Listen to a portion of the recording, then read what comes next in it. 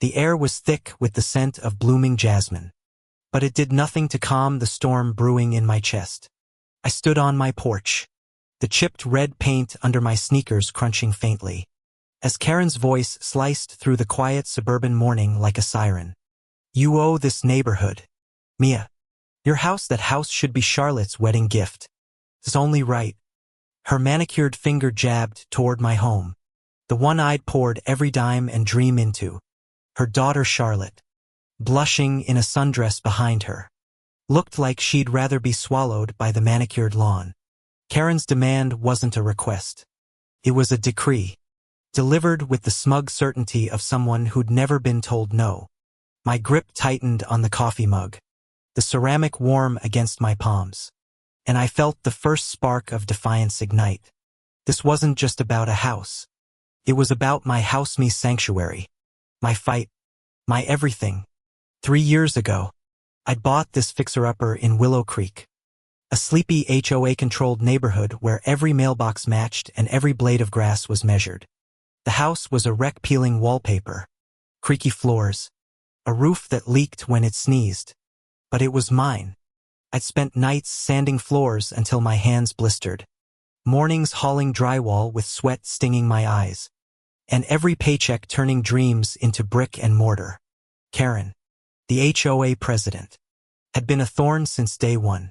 Her welcome was a typed list of violations. My fence was half an inch too tall, my roses too red. She'd smile, all teeth, and say, "We keep standards here, Mia." Standards meant her rules, her control. Now, she stood on my lawn, demanding I gift my home to her daughter like it was a party favor. "You're not serious," I said, voice low, the words tasting like ash. Karen's eyes narrowed, her pearl earrings glinting in the sun. "Oh, I'm dead serious. Charlotte and her fiancé deserve a proper start. Your house is perfect, spacious, central. You're single. No kids. What do you need all this space for?" Her tone dripped with condescension, like I was a tenant in my own life. Charlotte shifted, her sneakers scuffing the grass, avoiding my gaze. A breeze carried the faint hum of a lawnmower, and I caught the whiff of Karen's overpowering lavender perfume. My stomach churned. "It's my home," I said, each word deliberate. "I worked for it. I'm not giving it away." Karen laughed, a sharp, brittle sound that made my skin crawl. "Selfish," she spat. "This neighborhood thrives on community. Mia, you've never fit in. Hand over the deed, and we'll call it even for all the trouble you've caused." Trouble. She meant the time I painted my mailbox blue or refused to join her book club. The audacity of her demand hit me like a punch. But what stung more was the crowd gathering, neighbors peeking from windows. Mr. Thompson pausing his dog walk, eyes wide. They were watching, waiting for me to fold. I exhaled, the air shaky in my lungs, and set the mug down on the porch railing with a soft clink. "No," I said. One word. Firm. Final. Karen froze, her lips parting like a fish gasping for air. For a moment, the only sound was the distant chirp of cicadas. Then her face twisted, red creeping up her neck. "You'll regret this," she hissed, spinning on her heels, dragging Charlotte behind her.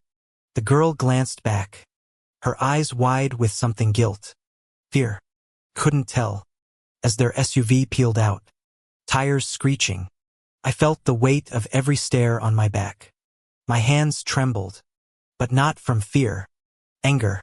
Pure, molten anger. That night, couldn't sleep. The house creaked, each groan a reminder of what I'd fought for. Moonlight spilled through the curtains, casting shadows on the walls I'd painted sage green, the color of hope. I sat at the kitchen table, nursing a glass of wine, when my phone buzzed. An email from the HOA. Notice of special meeting discussion of property reallocation. My heart sank. Karen wasn't bluffing. She was rallying the neighborhood to force me out. The words blurred on the screen, and I pressed my fingers to my temples, the pulse throbbing under my skin. How had it come to this? The next morning, I found a flyer taped to my door. Willow Creek deserves better. It screamed in bold red letters. Below, a grainy photo of my house, captioned, "Selfishness threatens our community." My breath caught, sharp and painful. Karen had turned my home into a public enemy. I crumpled the flyer, the paper biting into my palms, and stormed inside. That's when I noticed the envelope on my counter. Slipped through the mail slot. No stamp, just my name in neat, unfamiliar handwriting. I tore it open, heart pounding. Inside was a handwritten note. "Mia, you don't know me, but I know Karen. Meet me at the diner on 5th, 3 p.m. I can help. Lila." The paper smelled faintly of vanilla, and the ink smudged under my thumb. Lila. I racked my brain, but no face came to mind. The diner was a risk. Karen had eyes everywhere, but the note felt like a lifeline. I shoved it in my pocket, grabbed my keys, and headed out, the jangle of metal grounding me against the rising panic. The diner smelled of burnt coffee and frying bacon, the kind of place where the jukebox played Johnny Cash on loop. I slid into a booth, the vinyl sticky under my jeans, and scanned the room. A woman approached, mid-50s, with silver-streaked hair and eyes that carried too many stories. "Mia?" she asked, voice soft but steady. I nodded, and she sat, her hands folding around a chipped mug. "I'm Lila," she said, "Karen's sister."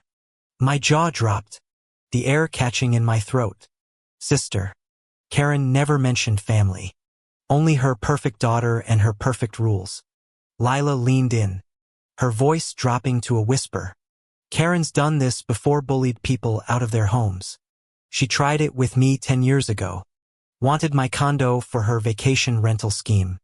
I left town to get away from her." Her fingers tightened around the mug, knuckles white. "She's not unstoppable, Mia. She's sloppy." I kept records, mails, texts, even a recording of her threatening me. My pulse quickened, hope flickering like a candle in a storm. "Why help me?" I asked, voice barely above a whisper. Lila's eyes softened, a sigh escaping her lips. "Because no one helped me." Over the next week, Lila became my shadow ally. We met in secret, poring over her evidence in my living room, the air heavy with the scent of old paper and desperation. Karen's emails to Lila were damning demands for property, veiled threats, even hints of blackmail. The recording was worse. Karen's voice, cold and calculated, promising to make life hell if Lila didn't comply. Each word fueled my resolve. But fear gnawed at me too. Karen wasn't just a bully. She was a predator, and I was her prey. The HOA meeting loomed like a guillotine. The night before, I stood in my backyard, the grass cool under my bare feet, staring at the stars. The air smelled of rain, and a distant dog barked, sharp and lonely. I thought of my parents, who'd believed in this house when I didn't, who'd sent me paint swatches and encouragement from across the country. I thought of Lila, who'd lost her fight but was giving me a chance to win mine. My chest ached, a mix of gratitude and dread. I wasn't just fighting for a house anymore. I was fighting for every underdog who'd ever been steamrolled by someone like Karen. The community center was packed, the air thick with tension and cheap perfume. Karen stood at the podium, her smile a polished weapon. "Mia's refusal to contribute to our community's future is unacceptable," she declared, her voice ringing with righteous indignation. Murmurs rippled through the crowd, some nodded. Others shifted uncomfortably. I stood in the back, heart hammering, Lila's USB drive burning a hole in my pocket. When Karen opened the floor, I stepped forward, legs shaking but voice steady. "I have something to say." The room fell silent, every eye on me. I plugged the USB into the projector, and Lila's recording filled the space. Karen's venomous threats echoing off the walls. Gasps broke out, sharp and jagged. I followed with the emails. each one projected in stark black and white. Karen's face drained of color, her hands gripping the podium like a lifeline. "This is fabricated," she shrieked, but her voice cracked, betraying her. Charlotte, sitting in the front row, buried her face in her hands, shoulders shaking. The crowd turned, whispers becoming roars. Mr. Thompson stood, his voice booming. "Step down, Karen. We're done with your games." The vote was swift. Karen was ousted as HOA president, her reign crumbling in minutes. She stormed out, heels clicking furiously, leaving a stunned Charlotte behind. I exhaled, the air rushing from my lungs, relief and triumph washing over me like a tidal wave. Lila squeezed my hand, her smile small but fierce. "You did it," she whispered. I nodded, tears pricking my eyes, the weight of the fight lifting. As I walked home, the jasmine scent was sweeter, the stars brighter. My house stood waiting, its imperfections perfect to me. Karen's fall wasn't just my victory, it was a reminder that bullies thrive in silence. But truth, when spoken, can shatter their empires. I stepped inside, the door clicking shut behind me, and for the first time in weeks, I breathed easy. This was my home, and no one was taking it from me.